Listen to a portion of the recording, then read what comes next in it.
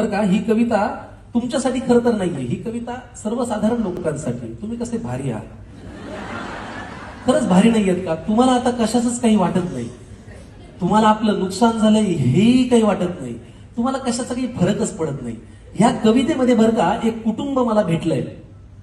आता ते कुटुंब, त्या कुटुंबातले जे आजोबा आहेत ना, ते त्यांचं दुःख सांगतायत. काय दुःख आहे ते ऐकून घ्या, बघा तुम्हाला आवडतंय का आणि समजून घेता येतंय का.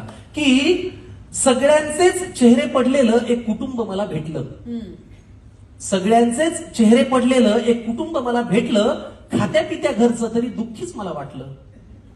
सगळ्यांचे चेहरे पडलेलं एक कुटुंब मला भेटलं, खात्या पित्या घरचं तरी दुःखी मला वाटलं.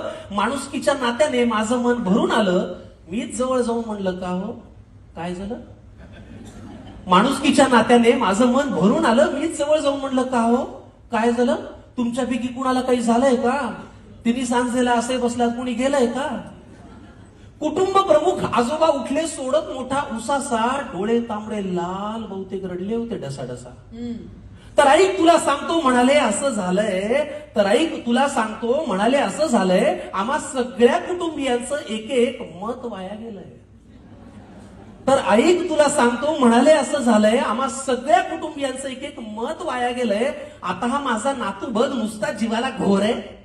नातूपासून सुरुवात केली ओळख करून द्यायला. आता हा माझा नातू बघ नुसता जीवाला घोर आहे, सभेला जायचं घोषणा द्यायच्या याला फारच जोर आहे. बरं एवढं करून मतही दिलं तरी याचं भागलं नाही, पण याच्या नेत्याचं इंजिन आजवर सत्तेच्या स्टेशनात लागलं नाही. वा. मग ती सभा, ती गर्दी, तो आवाज, त्या घोषणा, त्याचं पुढे काय झालं. मग ती सभा, ती गर्दी, तो आवाज, त्या घोषणा, त्याचं पुढे काय झालं. आणि असं करत याचं मत 3-4 वेळा वाया गेलं. आता या माझ्या दुसऱ्या नातवाची आणि त्याच्या नेत्याची सेम टू सेम लाईफ आहे. दुसऱ्या नातवाकडे आले बरं का. आता या माझ्या दुसऱ्या नातवाची आणि त्याच्या नेत्याची सेम टू सेम लाईफ आहे. ना करियर में ग्रोथ है, ना जिंदगी में वाईफ है. आता या माझ्या दुसऱ्या नातवाची आणि त्याच्या नेत्याची सेम टू सेम लाईफ आहे. ना करियर में ग्रोथ है, ना जिंदगी में वाईफ आहे. अरे बाबा, वारशाने फक्त पैसा येतो, कर्तृत्व कुणी आणत नाही. अरे बाबा, वारशाने फक्त पैसा येतो, कर्तृत्व कुणी आणत नाही. भारतभर चालून तुझी पावलं दमली पण हात काही चालत नाही.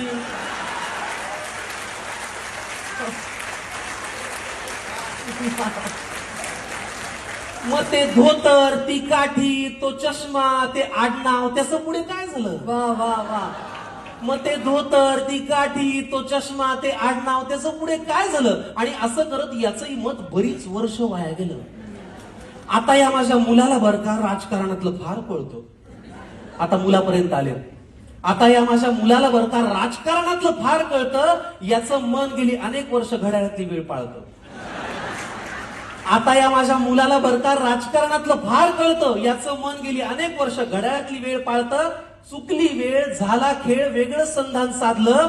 एका साहेबाचं घड्याळ दुसऱ्या साहेबांनी स्वतःच्या हातावर बांधलं.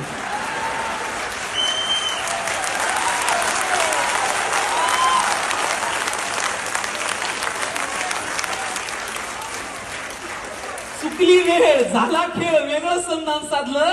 एका साहेबाचं घड्याळ दुसऱ्या साहेबांनी स्वतःच्या हातावर बांधलं. मग नवा साहेब घड्याळ तेच पुन्हा वेळ पाळू का. नवा साहेब घड्याळ तेच पुन्हा वेळ पाळू का. का जुन्या साहेबासोबत राहून तुतारीतून आवाज काढू का.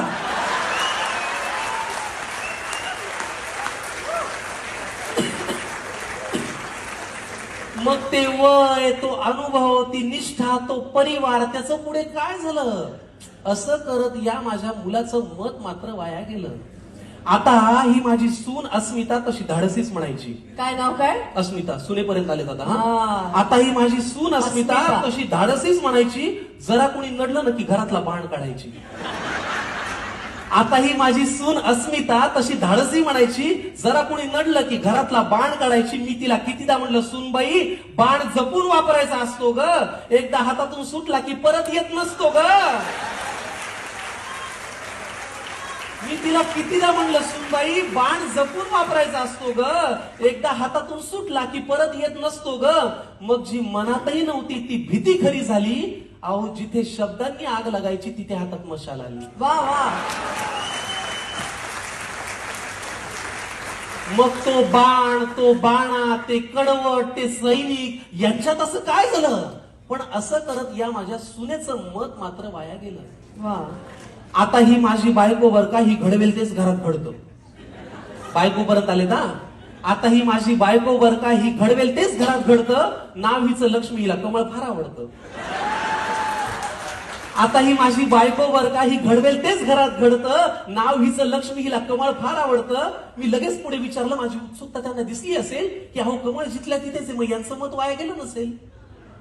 मी लगेच पुढे विचारलं, माझी उत्सुकता त्यांना दिसली असेल, अहो कमळ जिथल्या तिथेच आहे, मग यांचं मत वाया गेलं नसेल.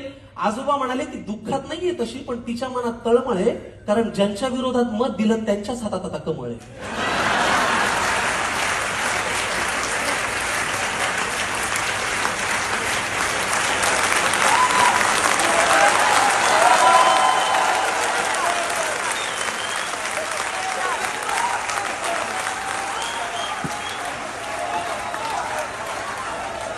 अहो मग ते विरोधक, हे सत्ताधारी, हे प्रामाणिक, ते बाजारी, यांच्यात असं काय झालं? पण असं करत या माझ्या बायकोचं आता वाटतंय मत मात्र वाया गेलं. त्यामुळे पुढाऱ्यांनो, तुम्ही कितीही पक्ष बदलून म्हणालात की हाच माझा पक्ष आहे, तरी एक गोष्ट लक्षात ठेवा की आमचं तुमच्याकडे लक्ष आहे. तुम्ही कितीही पक्ष बदलून म्हणालात की हाच माझा पक्ष आहे, तरी एक गोष्ट लक्षात ठेवा की आमचं तुमच्याकडे लक्ष आहे. त्यामुळे इथून पुढे तरी दिलेल्या मताची किंमत जरा तरी ठेवा.